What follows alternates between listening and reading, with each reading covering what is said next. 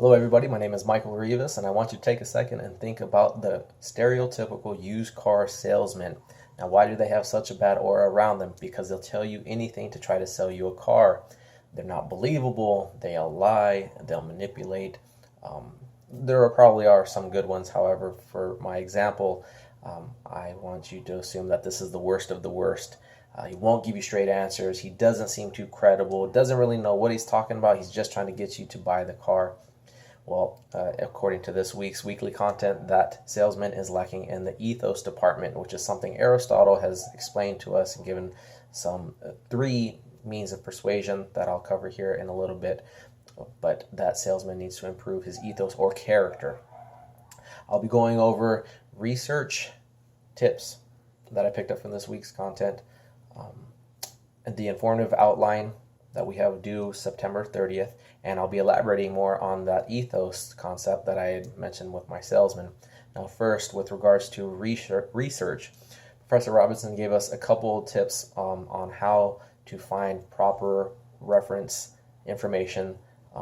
One thing we need to remember is that if we're going to use a blog or anything outside of the norm, you really want to vet these sources and make sure that you're not putting anything less than credible into your speech or your outline, because as I stated with my used car salesman example, when you do something like that and it turns out to be a little bit off the truth factor, it takes away from your credibility in your speech. So you don't want to do that. Make sure you vet these sources and make sure you really have the complete truth.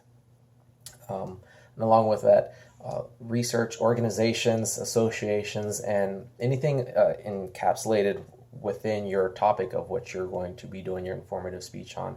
You want to kind of stay around that home base. You'll find a lot of good information from credible people. Now, moving on to the informative outline that is due on September 30th, there are a couple things that we need to keep in mind. One is that the style is going to be APA style, not MLA, and we can find tips on how to approach that APA style on the MiraCosta website. There's a couple links there. Professor Robertson actually screened video. During his video, you could actually see him go through a couple of things, specifically in text citations, how to different sources. That will be really helpful for us moving forward and chipping away at this assignment.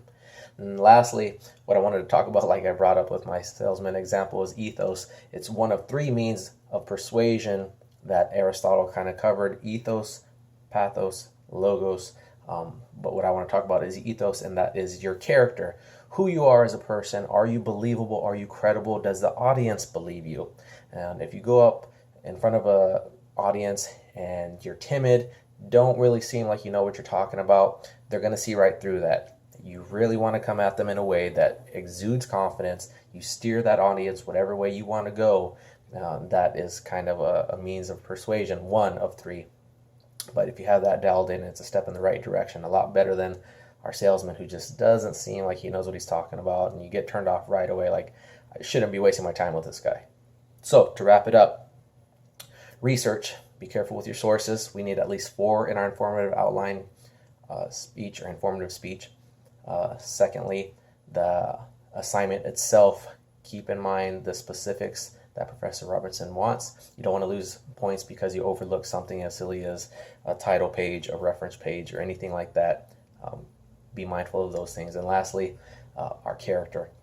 Let's present ourselves in a way that we're confident and we have good character, and I think good things will come from that. So good luck to you guys. I'm looking forward to improving weekly, and we will see you next week.